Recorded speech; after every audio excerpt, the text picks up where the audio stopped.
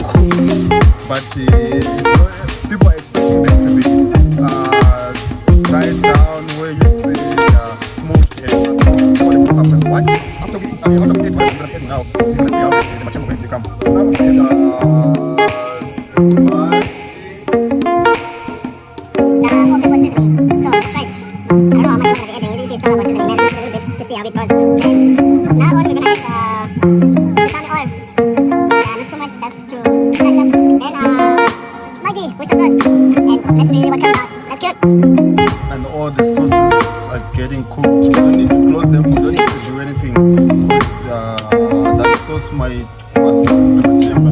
Then I got myself a small pocket of parsley, some dry parsley. I'm gonna see if it's gonna make, you know, when it comes. The thing about cooking is all about experimenting and trying new things. So let's taste the dry parsley. See if that's the aroma that we want. Parsley always give aroma to any type of dish, but first time we try matemba. With the lid, we see what I want.